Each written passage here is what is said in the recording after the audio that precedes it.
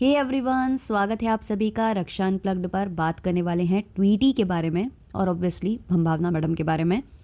तो ट्वीटी का कल एक व्लॉग आता है जहां पर वो बताती हैं कि कैसे दीदी ने उनकी बहुत बहुत इतनी बड़ी हेल्प की है, इतनी बड़ी हेल्प की है भाई, कि ये हेल्प तो कोई और कर ही नहीं सकता था ट्वीटी की। और ये बात सत्य है, ये वाली हेल्प तो कोई और नहीं कर सकता था। वही सामने वाले को डराना, धमकाना, उसके ऊपर चीखना, चिल्लाना, उसे अपनी आवाज़ से दबाना, इसमें सबसे आगे जो हमारी भंभावना मैडम है वो रहती हैं। और उन्होंने बखूबी अपना जो डिपार्टमेंट है उसमें बेस्ट काम कर दिया ट्वीटी के लिए। जो भी ट्वीटी को प्रॉब्लम फेस करनी पड़ रही थी, जो भी उनके मूवर्स थे उनकी तरफ से, तो उन पर जो है दीदी जी ने सिकंजा कसा, उनको चार बातें सुनाई और ट्वीटी का एक बहुत भारी भरकम काम सॉल्व कर दिया। इससे भी भारी भरकम काम जो है बाद में सॉल्व किया जो मैडम है उन्होंने ट्वीटी का, जो उनके लिए कचौड़ी, समोसे, 250 ग्राम ढोकले और 100 ग्राम जो इमरती वो लेकर पहुंची थी, वो सबसे बड़ा काम था। अच्छा, ये जो व्लॉगर्स होते हैं, इनके जो सब्सक्राइबर्स होते हैं, ये कहीं पर भी जाकर डिफेंड कर सकते हैं, मतलब हर एक सिचुएशन में डिफेंड कर सकते हैं। ट्वीटी को हेल्प नहीं किया, उसमें सब डिफेंड कर रहे थे कि भाई कुछ अंदर बहुत बड़ा खतरनाक वाला हुआ है ट्वीटी और भंभावना के बीच। इतना ज़्यादा खतरनाक वाला हो गया था कि दोनों एक दूसरे के व्लॉग्स में आ सकते हैं, वो उसका कंटेंट खा सकती हैं उसके घर जाकर, उसको जो भी खिलाने पिलाने का सामान उसके लिए लेकर गई हैं, उसको शो ऑफ कर करके अपने व्लॉग में दिखा सकती हैं। लेकिन बहुत बड़ा कुछ हो गया है, इसलिए उसके घर का सामान यहाँ वहाँ हिलवाने में या कुछ भी अपनी तरफ से जेस्चर करने में उन्हें शर्म आ जाती है। ये इनके जो अंधभक्त हैं वो जो आकर स्पष्टीकरण देते हैं, भाई ये अंधभक्त हैं, ये कुछ भी कर सकते हैं। तो ट्वीटी मैडम को बहुत सारे कमेंट्स आ रहे थे, बहुत सारे कमेंट्स उनको आ रहे थे इस रिगार्डिंग कि आपकी भंभावना दीदी कहाँ हैं, उन्होंने आपको हेल्प क्यों नहीं किया। तो बेसिकली ये जो पूरा वीडियो छपा था कि मैंने फ़ोन लगाया, फ़ोन घुमाया, वो मुझे परेशान कर रहे थे, दीदी ने डांट दिया, दीदी ने ये, तो ये पूरा मुझे प्लान्ड लगा कि दीदी के साइड से हुआ है। दीदी की इमेज को वाइट वॉश करने का काम किया गया है कि मैंने दीदी को बताया ही नहीं, मैंने दीदी से काम मांगा ही नहीं, और ये दिखा दिया, ये जता दिया कि दीदी तो खड़ी हैं मेरे लिए, हर वक्त खड़ी हैं। मैंने अपनी ज़रा सी प्रॉब्लम क्या बताई, दीदी ने कहा कि लाओ मुझे फ़ोन नंबर दो और मैं तुम्हारी ये प्रॉब्लम सॉल्व करती हूँ, क्योंकि इस डिपार्टमेंट में तो मैं अव्वल आती हूँ, मैं बेस्ट हूँ, ये काम तो मैं बेस्ट कर सकती हूँ।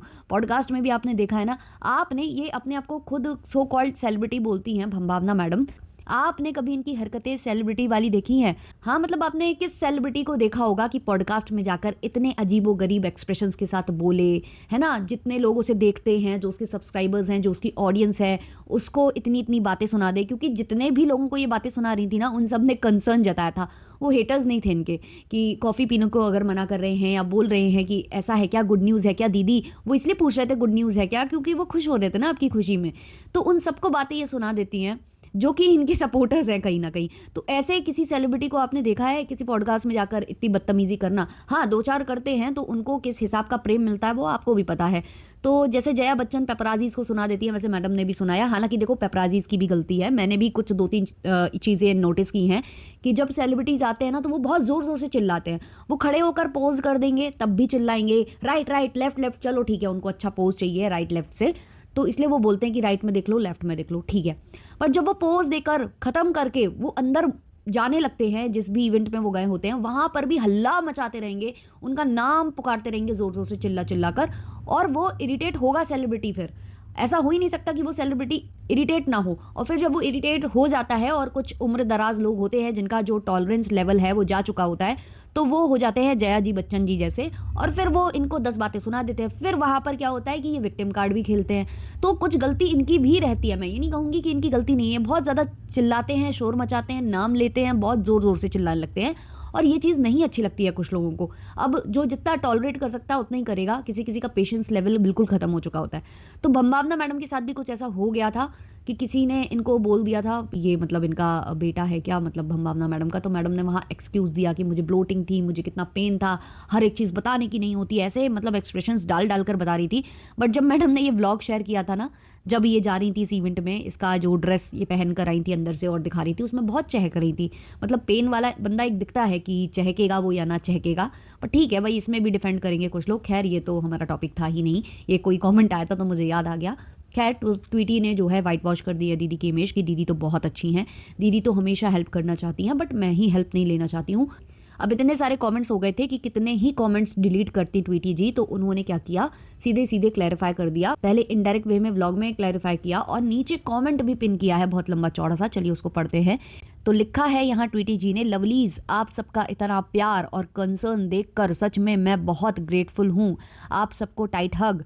मैं बस एक छोटी सी बात शेयर करना चाहती हूँ। कुछ लवलीज कह रहे हैं कि दीदी या पेरेंट्स को हेल्प करनी चाहिए थी, पर सच तो ये है कि मैं खुद से ये सब मैनेज करना चाहती थी। जब से मैं मुंबई आई हूँ मैंने हमेशा अपनी शिफ्टिंग और बाकी सब खुद ही हैंडल किया है। मैं देखना चाहती हूँ कि मैं कितनी कैपेबल हूँ और अकेले कितना कुछ संभाल सकती हूँ। रही बात फैमिली की, तो मेरे पेरेंट्स और दीदी हमेशा मेरे साथ हैं। हम दिन में बार बार फ़ोन कॉल्स पर होते हैं। मैं हर छोटी बड़ी चीज़ उनसे पूछती रहती हूँ।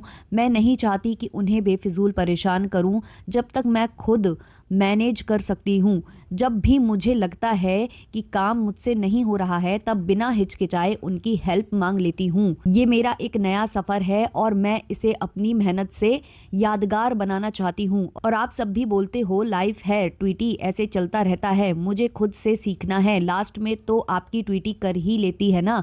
आप सब अपना प्यार ऐसे ही बनाए रखें। Much love. तो यहाँ भी इन्होंने बेसिकली ये जानबूझकर किया है। हो सकता है दीदी की साइड से प्रेशर आया हो और हो सकता है कि ना भी आया हो। इतने सारे कमेंट्स जो इनके कमेंट सेक्शन में आ रहे हैं, और क्योंकि देखो इन लॉज का कमेंट सेक्शन बंद है तो ट्वीटी को भी डर लगा होगा कि कहीं मेरा कमेंट सेक्शन भी बंद ना करा दिया जाए, या मैं कितने लोगों को क्या क्या जवाब दूं और कितना मैं डिलीट हाइड करूं। तो उन्होंने ये क्लैरिफिकेशन दे दिया। दीदी को नाराज़ नहीं करना था ना, दीदी को खुश करना था। दूसरी बात यार, आप अपने व्लॉग में रो रहे हो, आप रो कर दिखा रहे हो, आप कहीं बोल रहे हो कि मुझे ठगा हुआ महसूस हो रहा है, और सबने देखा है कि दीदी की हेल्प करने आप गए, जबकि दीदी अकेली नहीं है, दीदी के बहुत सारे फ्रेंड्स हैं। इतने सारे फ्रेंड्स हैं भाई, बड़े बड़े लोगों से लेकर छोटे छोटे लोगों से लेकर हर किसी से पहचान है दीदी की। दीदी के घर में उनकी हेयर स्टाइलिस्ट आ जाती है ना तो वो चाय भी बना देती है। तो ये हाल है दीदी के।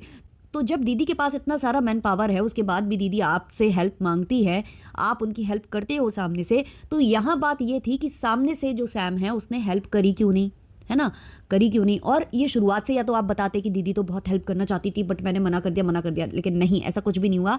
आपने पूरा अकेले शिफ्टिंग की, सब कुछ अकेले किया। जब ऑडियंस आप पर हावी हुई तब आपने कहा कि मैंने मांगी ही नहीं।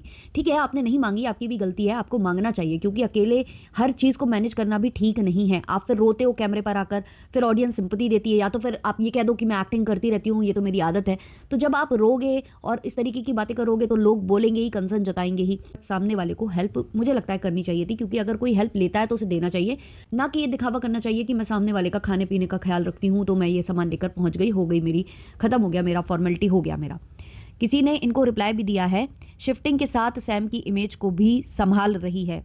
किसी और ने कमेंट किया है, तुम तो कर ही लोगी, बस फ्रेंड किस लिए होते हैं, ये तो उनके सोचने की बात है, सब काम होने के बाद आना। फिर किसी ने लिखा, मुझे तो पहले से ही पता था तुम यही बोलोगी, देखो जाके भंभावना के कमेंट बॉक्स में, मैंने ऐसा ही बोला था कि तुम एक्सेप्ट नहीं करोगी और हम्बल होके बोलोगी कि ऐसा नहीं है, लेकिन भंभावना को सोचना चाहिए था। जब दूसरों से हेल्प लेते हो तो करने की भी हिम्मत रखनी चाहिए, मेरी बात यही है। सबके गुड बुक्स में रहने वाले लोग बाद में अकेले हो जाते हैं।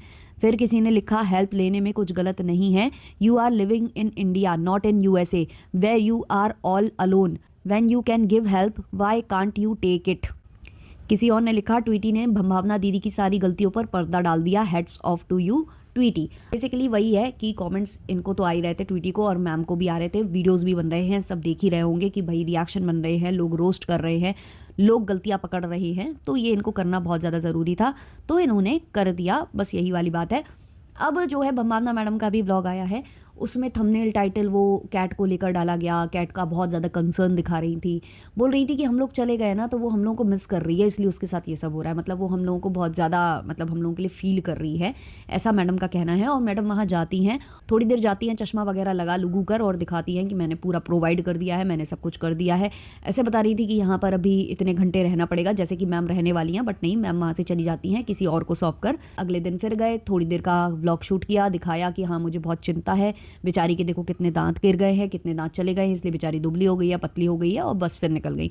और ऐसा इन्होंने पास्ट में भी किया है। एक और कैट थी जिसको ये फूड वगैरह देती थी, अभी कुछ दिन पहले ये बोल भी रही थी कि मैं इतना करती हूँ कैट्स के लिए, लेकिन ये तो मुझे पूछते तक नहीं है, कैसे एहसान फरामोश ब्ला कर रही थी, और कुछ दिनों बाद ये हादसा होता है। और इससे पहले भी एक कैट थी जिसको ये फीड वगैरह करते थे, तो उसमें हुआ क्या था कि वो नहीं रही थी, किसी वजह से वो नहीं रही थी, और जब उसका वो लास्ट पूरे रिचुअल्स निभाने का वो आया, तो मैडम ने क्या किया, मैडम खुद वहाँ नहीं गई, मैडम ने किसी को भेजा, पैसे वैसे देकर वो गए और उनसे वीडियो रिकॉर्ड करवाया था और फिर अपने व्लॉग में इंक्लूड किया था।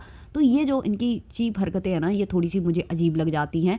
और बस ये दिखाना कि भाई मैं तो प्रोवाइड कर देती हूँ कैट फूड और डॉग फूड और ये, और इतना महंगा आता है उतना महंगा आता है, और सब इनको प्रोवाइड दूसरे भी करते हैं, इनके घर तक पहुँचाते हैं लोग, इनको भी हेल्प करते हैं, क्योंकि ये बोलती है कि भाई भेज दो मुझे कैट और डॉग फूड, है ना। उसके बाद भी ये दिखाना कि सब कुछ ये ही कर रही हैं भाई, ये अपने आप को हमेशा सुपीरियर दिखाने की कोशिश करती हैं, बट ये है नहीं है।